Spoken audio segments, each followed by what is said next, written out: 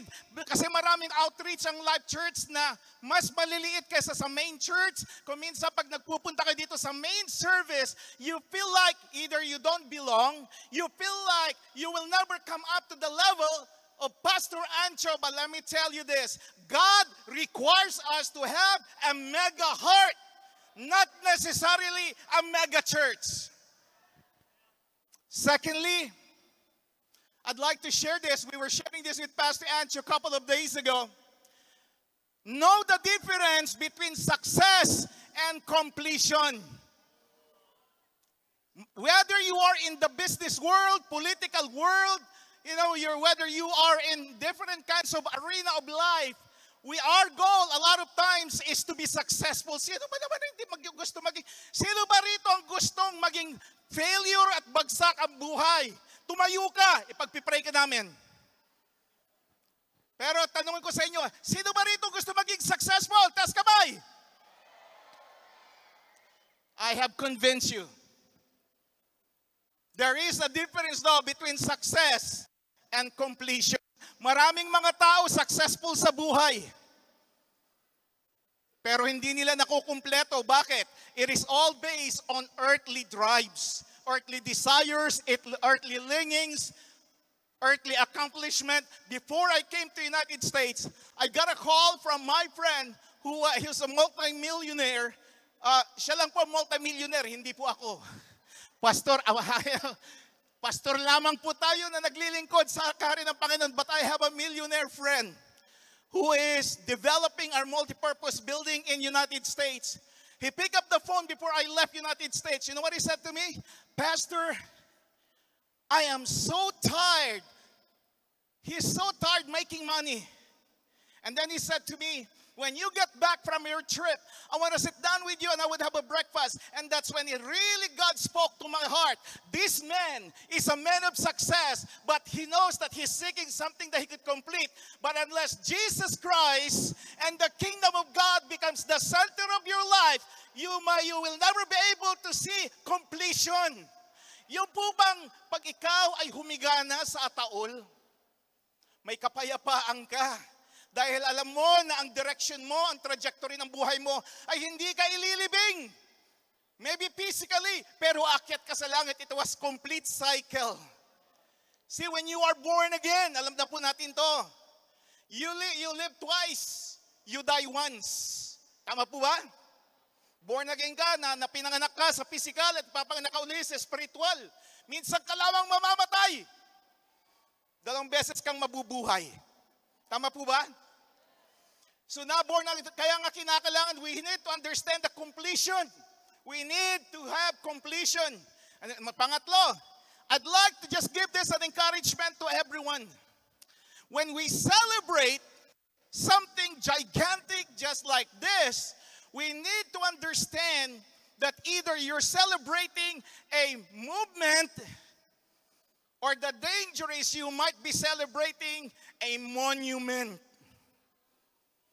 Marami sa iglesia ngayon ay nagse-celebrate sila, but they're celebrating a glorious moment like this, but they did not understand that a monument like this or moment like this could become a monument of your church and it doesn't move anymore.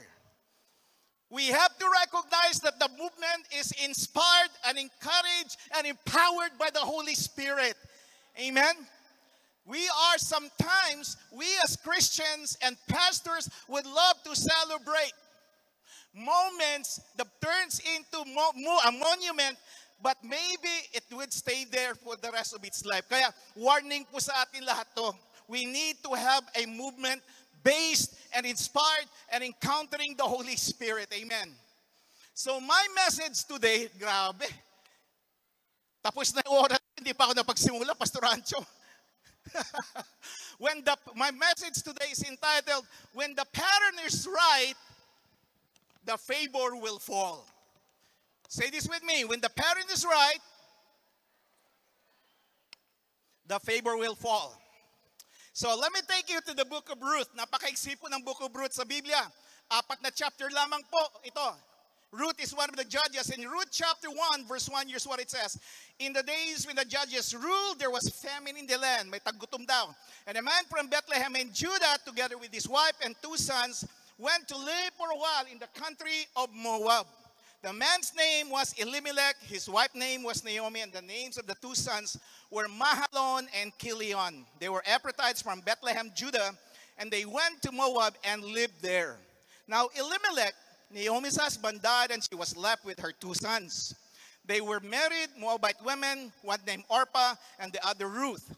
After they had lived there for about 10 years, 10 taon daw, both Mahalon and Chilion also died. Namatay yung mga asawa nila na biyuda, si Ruth at si Orpah. And Naomi was left without her 2 sons and her husband. Pati si Naomi, the biyuda, grabe. This is a house of widows. When she heard in Moab that the Lord had come to the aid of his people by providing food for them, Naomi and her daughters-in-law prepared to return from there. With her 2 daughters-in-law, she left the place where she had been living and set out on the road that would take them back into the land of Judah. Then Naomi said to her 2 daughters-in-law, "Go back, each of you, to your mother's home. May the Lord show kindness to you as you have shown your dead and to me, and may the Lord grant each of you who will find rest in the home of another husband." Then she kissed them, and they wept aloud and said to her, "We will go back with you to your people." Now, let me start with this. Because the theme is uncommon favor, we have to be reminded over and over again. Uncommon favor is not success. Uncommon favor is not based on whatever achievement we have. The greatest uncommon favor that we have ever received from God is grace. Hindi siya uncommon. It is unmerited favor po siya, unearned favor. Our journey to eternal life began when God the Father not only sent, but gave his one and only Son, Jesus Christ. That is the greatest and common unearned favor that we have. That's why we're able to celebrate moments like this. Amen po ba? Elimelech and his family left Bethlehem and moved to the country of Moab because of famine in the land. Sabi po ng Biblia, namatay si Elimelech. When Naomi, na widow po siya, Naomi was not only became a widow, but also childless due to the death of her 2 sons. In America, meron po, pakinggan po ninyo, I think hindi to terminology rito, but it's a terminology in America. In America, there's a saying, when it rains, it pours. Kapag ka umulan, hindi lang uulan, babaha pa, lilindol pa. You know, when it rains, it pours just when you think things are so bad, the worst thing can happen. Akala mo tapos na yung kamalasan ng buhay mo, mas may malas pa pala. At kamalas-malasan mangyayari pa sa buhay natin. When it rains, it pours. Now, spiritually speaking, I want you all to listen to this. By God, spiritually speaking, God by His divine purpose can sometimes uproot us from our place of birth and commission us to go to a specific place to show us our place of assignment. I was talking to our wonderful American couple right here, brother and sister, and they were introducing themselves to me that they are missionaries to Philippines, and I happen to also be a missionary in America. And I said to them, would it be more simple if the Lord told me to stay here because I can easily assimilate, contextualize, and be like them? For some reason, swinits kami. Yung puti, pumunta rito. Okay, mas mabuti ganito. Yung mga pointed nose, pinapunta rito. Yung pango, pinapunta doon. The flat nose was sent to the pointed people, and the pointed nose people was sent to the flat nose people. So here's, praise God. Para din si Pastor Ancho and his family, he was telling me the story, how they came from Metro Manila and sent to Palawan, and I think the only plan was 2 years. And it turned out 43 years na by the grace of God. And you listen, sometimes God would uproot you from the place where you at. Bagamat sinabi mo na, dito ako pinanganak, dito ako mamamatay, dito ako mag-graduate, dito ako mag-goodbye. Pero hindi pala. Ang sabi ng Panginoon, I am taking you to another place because when you get there, I'll give you and I'll reveal to you your God assignment. Hallelujah. So here it is. In the journey of Elimelech and Naomi, there are lessons we can learn. Number one, ito po, kinakailangan may matutunan tayo eh. Para hindi lang tayo pumapalakpak. When you fulfill God's call in your life, be ready, as it was by Sister Ivy, she says, to embrace the challenges that comes with it. Hallelujah. When you fulfill God's call in your life, be ready to embrace challenges that comes with it. May paghamon ang pagtawag ng Panginoon. And a lot of times, ang pagtawag ng Panginoon ay hindi pagtawag. It's not a call to convenience. It's not a call to relax. It's not a call to on vacation. It's not a call of choice. It is a call of obedience. You leave behind a life of familiarity. Alam niyo po ba, nag-aral sila sa Amerika, sabi nila that 70% of people that come to church don't like change. Kaya nga hirap na hirap si pastor na i-persuade. At talagang kinakailangan, ligawan ng mga tao sapagkat a population of this, 70% don't want any change. They want steady, they want to be rooted, they want to be grounded. Gusto nila dito na sila pinanganak, mamamatay, ililibing, ibuburo lahat. Kaya mahalaga po na maintindihan natin, you leave behind a life of familiarity. Your culture, yung lifestyle mo, yung kaibigan mo, yung mahal mo sa buhay, your status quo. Kung ikaw ay kilalang-kilala sa Puerto Princesa, bakit ka pupunta sa Manila? Right? This is your place of belonging. Your security, your permanency, your economy, and your ministry success. Andan po ba kayo? Hallelujah. Praise God.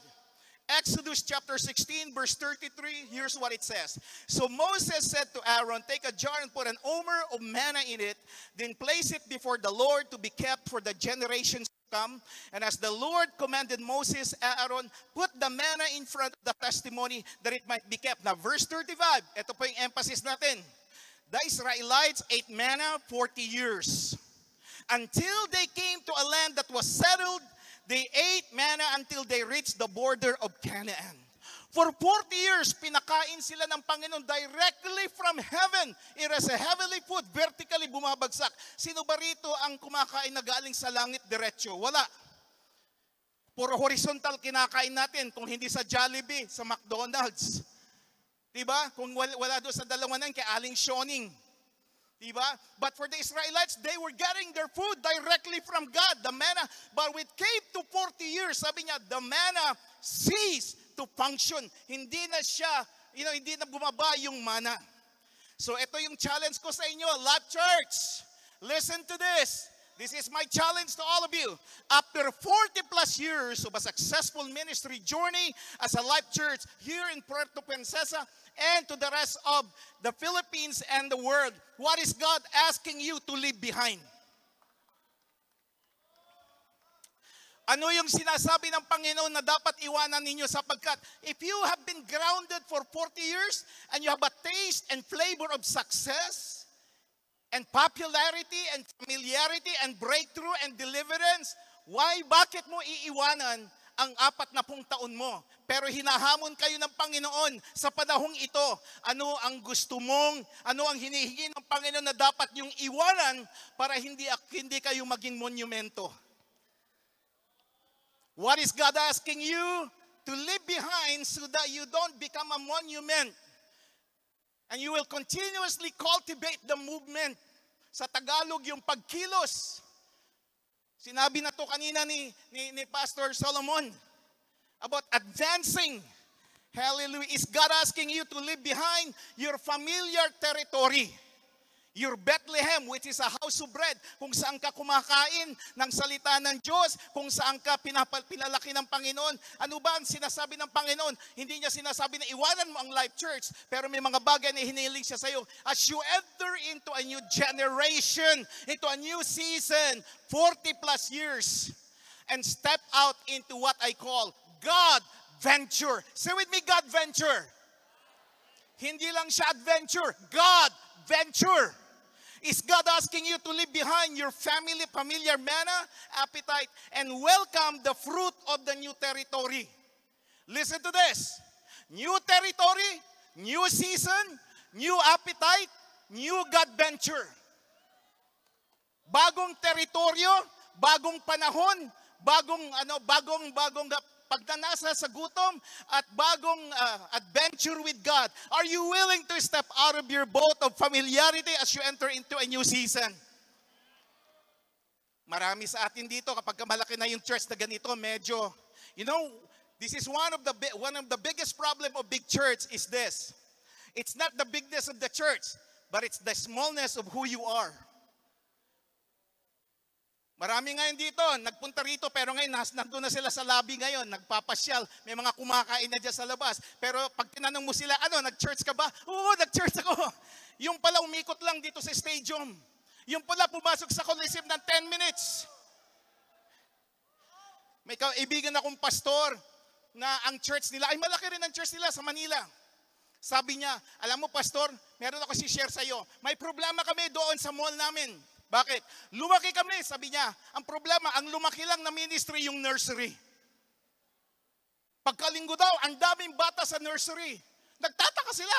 Ang daming bata sa nursery, pero kukunti yung ma-attend. Yung pala, yung mga nagmumulitis, yung mga nagmumul ba?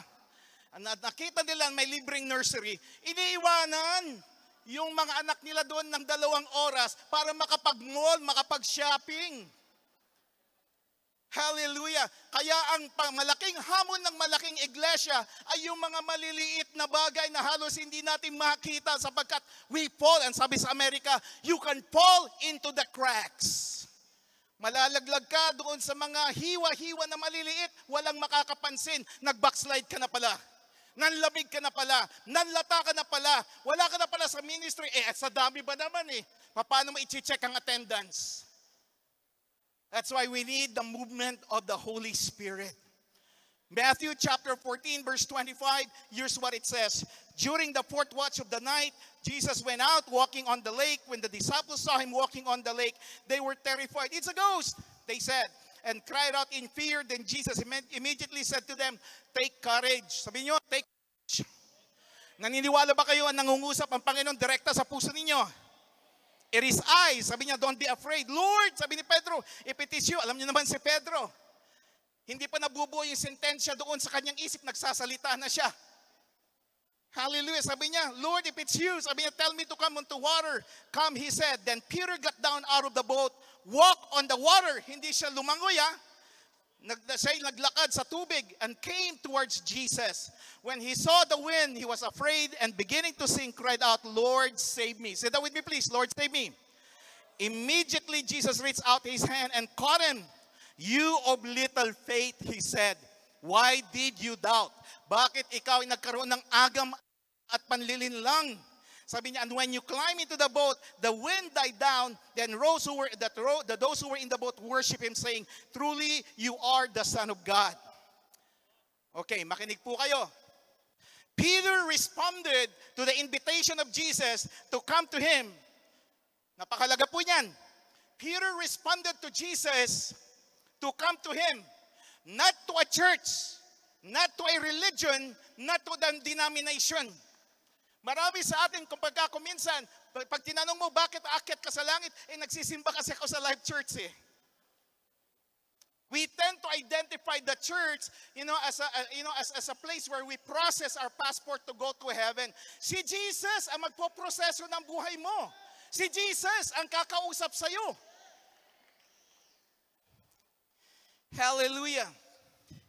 Peter stepped out of the boat. Yung po tinatawag natin na faith walk. And when his feet touched the water, that's when the miracle happened from liquid. Pakinggan nyo to Imagine this with me. Ang tubig ay liquido yan. Liquid, di ba? So dumadalo yan. Talagang yung tubig. Tapos nung he stepped out of the boat. Now listen to this. I want you to watch this. When he stepped out of the boat, yung dulo ng kanyang sandalya, noong yan ay nagkaroon ng point of contact with the water, that's when the miracle happened. Gets nyo ba? Hanggat hindi dumadapo yung yabag ni Pedro doon sa tubig, hindi niya nakita yung tubig na nagbago from liquid to solid. Makinig po kayo, pagka kuminsan o malimit ang sinasabi ng Panginoon sa atin, kahit tagal-tagal mo na sa Life Church, lahat na ng ministry pinasukan mo na, darating na naman ang 2026, iikot ka na naman. Pero never that you went out of your comfort zone. And God is asking us, pag kinakailangan para makaranas ka ng isang pagpapala at himala sa buhay mo, and you God venture in your life, you need to step out so that you will be able to experience the solid, from solid to liquid. Yung kinakailangan muna yung tubig, tapos nagiging, for the lack of words, nagyelo siya. Nalalakaran. Amen po ba? Hallelujah. Praise God. Okay. Pangalawa, in your faith journey, God will reveal to you who is Ruth and who is Orpah. Say with me, Ruth. Sabi mo Orpah. Okay, hindi Oprah. Orpah. Ruth chapter 1 verse 8, sabi niya, then Naomi said to her daughters-in-law, go back to each of you to your mother's home. May the Lord show kindness to you as you have shown to your dad to me. May the Lord grant each of you will find rest in the home of another husband. Then she kissed them and wept aloud and said to her, we will go back with you to your people. But Naomi said, return home. Umuwi na kayo, aking mga anak. Why would you come with me? Am I going to have more sons who could become your husband? Return home, my daughters. I am too old to have another husband. If I thought there was still hope for me, even if I had a husband tonight, and then gave birth to sons, would you wait until they grow up? Would you remain unmarried for them? No, my daughters, it is more bitter for me than for you because the Lord's hand has gone out against me. Now, verse 14, patuloy ito makinig po kayo, ito yung emphasis po natin.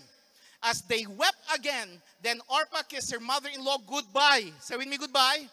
But Ruth clung to her. Talagang si Ruth daw ay hinawakan niya si Naomi. And look, said Naomi, your sister-in-law is going back to her people and her gods, go back with her. But Ruth replied, don't urge me to leave you or turn back from you. Ito yung napaka-popular, nakikita natin to sa mga poster, sa mga digitals. Ito, sabi niya rito, where you go, I want you to read it with me. Go. Where you go, I will go. Your people will be my people, and your God, my God. Where you die, I will die, and there I will be buried. May the Lord deal with me, be it ever so severely, if anything but death separates you and me. When Naomi realized that Ruth was determined to go with her, she stopped urging her. So the two women went on until they came to Bethlehem. Naku, pag nakahanap ka naman ng manugang na ganyan, papamigay mo yung mga anak mo para mag-asawa ng kagaya ni Ruth. Praise God. Okay, here's the difference between Orpah and Ruth. Ito, nakikita nyo to sa ministry, makasama nyo sa gawain. These are, you can identify who are the Orpahs with you and the Ruth with you. The Orpahs will quit the moment they see the hard journey ahead of them. Yung mga Orpah daw na may espiritu ni Orpah ay madali silang gumib up pag nakita nilang mahirap ang gawain. Ito yung mga fair weather ministries. Number 2, the Orpahs will not leave their place of comfort. Okay na ako dito sa Life Church, air condition Bakit ako iasa ni Pastor Ancho sa pinaka-remote sa Palawan? Tapos ang walang tabing yung simbahan, tapos puro bubong lang. Okay na ako rito. That's an Orpah spirit. Ruth, listen to this. Ruth is someone willing to stay with you for the long haul. Sinabi ni Pastor Ancho kanina, nagpapasalamat ako doon sa mga nakasama ko for the last 43 years, and I may not know you, but we honor you because you have the root spirit. You have the root tenacity. You have the root faithfulness. Ruth is someone willing to follow your footsteps because she has come to know your God. Alam niyo po ba nung inasawa si Ruth, ay hindi naman siya sumasamba sa Diyos ng Israel I guess she's pagan. But along the way through the testimony of Naomi, sa patotoo ni Naomi, sa kanyang buhay na may takot sa Diyos, conversion and transformation took place. Wala kang makikita sa Biblia na si Naomi ay nag-preach. Nagbahagi yung kanyang buhay. Alam niyo ba yung dalawang klase ng patutuo? The two kinds of witnessing is your word and your work. When it comes to loved ones, listen to me, pagdating sa mga mahal sa buhay, hindi ka dapat nagpipreach. Ipinapamuhay mo yan. Sapagkat hindi sila tumatanggap ng sermon sa mga taong kakilala nila. Kilala kita, tambay ka, 3 months ago eh. Tapos sasabihin mo kayo, binago ka ng Panginoon, I will give you 6 months. Matatapos niyan, babalik ka rin sa amin.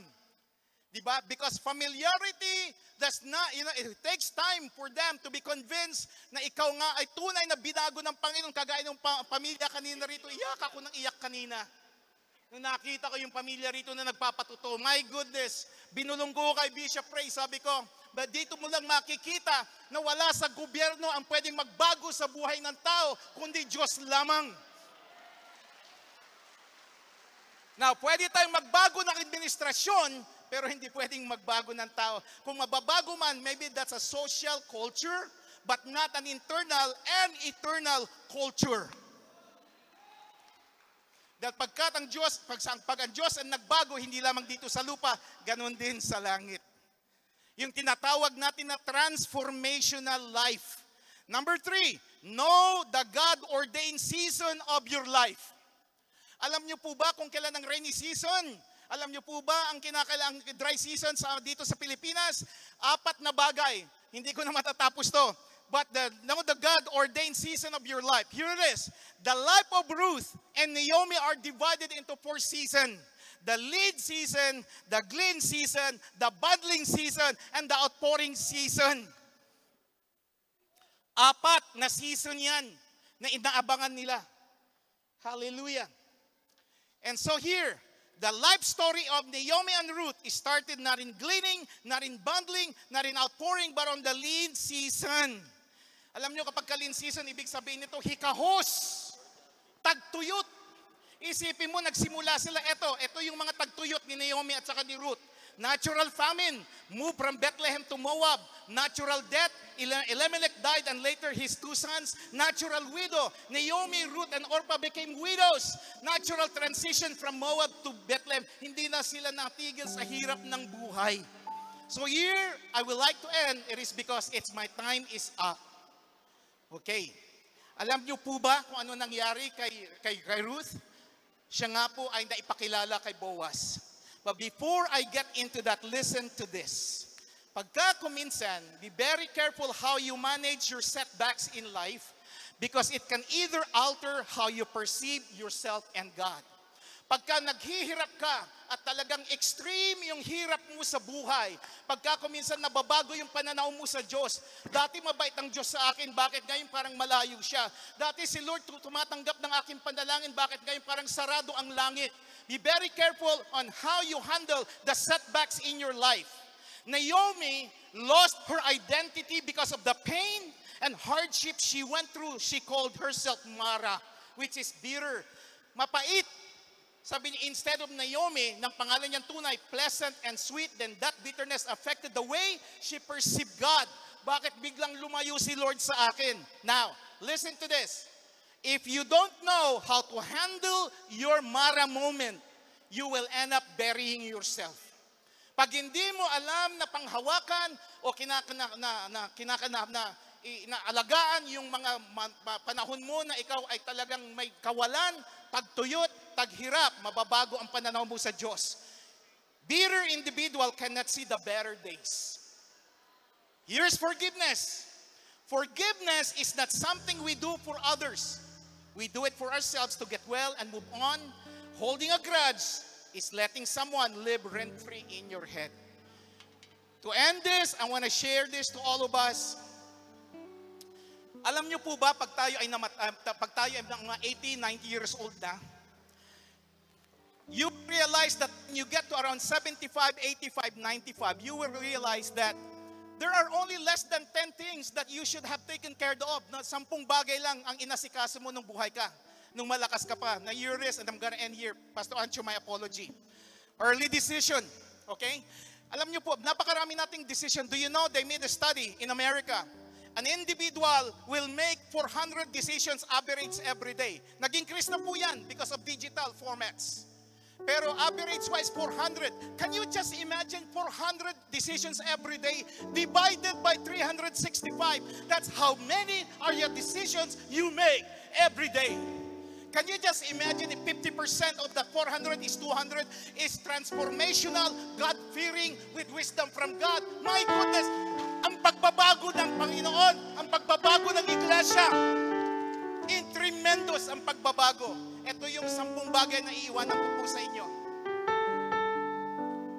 Marirealize mo, nagdesisyon ka na bumili ng bahay, bumili ng sasakyan, nagparami ng anak, pero kayong pala, at the end of your life, mga 10-12 bagay lang ang dapat mong desisyonan. Number 1, settle the lordship of Jesus once and for all. Sinettle mo yan na maaga pa kung sinong Panginoon mo. Hindi ka mag-struggle kay mahirap ka, yumaman ka, palawakin ng Panginoon, i-promote ka, maging popular ka. It will not matter. Why? Because the lordship is settled on the first year that you gave your heart to Jesus. Pangalawa, eternal destiny. Alam mo na alam mo na alam mo at alam mo na aakyat ka sa langit. Pangatlo, being married to the same person for life. Desisyonan mo yan dahil kung hindi, pag nakakita ka ng beautiful, nako, sa halip na dire-diretsong mangangaliwa ka. Number 4, settle this, being godly parent and good provider to your children. Number 5, be faithful to the divine call and ministry God laid in your heart. Number 6, being grateful, recognizing God is the source of everything. Diyos lamang ang maaring makapagbigay sa atin ng lahat ng mga bagay. Number 7, to be Christ-like in all you do, say, or think. Number 8, to live a contented life. Yan ang problema sa politics dito sa Pilipinas. Hindi makontento. Kaya nangyayari, nagkakaroon tuloy ng mga hearings. Okay, number 9, to seek God's wisdom in all my decisions. And number 10 is staying humble in the attitude of repentance. 10 bagay lang. Of all the thousands of your decisions, it will end up and wind down into only 10 things. Now, I want to challenge you, settle that once and for all as you move into this new God venture, God season, God new territory, new appetite for things of the kingdom of God for 40 years or another 40 years. Last but not the least, alam nyo ba na si Ruth ay lola ng lola ni Jesus Christ. Hallelujah. Yung mga maliliit na tao dyan, akala ninyo yan ang pipiliin ng Panginoon. Yung mga tinadaan-daanan mo. Praise God. And only Ruth, not Boaz, a book was reserved for him in the Old Testament. Talking about legacy. So Panginoon, nagpapasalamat po kami, Panginoong Ama. Salamat po, Lord God, sa pagpapala mo sa Life Church. Dalangin ko, Panginoon, na hindi sila maging monumento. Lord, I pray that you will not allow them to have a spirit of permanency, but a spirit of clarity, a spirit of openness, a spirit of discernment, oh God, a spirit of direction, a spirit, oh Lord God, of pioneering spirit. Lord God, I prophesy a prophetic spirit, Almighty Father. I ask and I pray, oh God, that they will be open to the movement of the Spirit for the next 45, 50, 55, 60 years beyond Pastor Ancho and Pastora Lud, Lord God.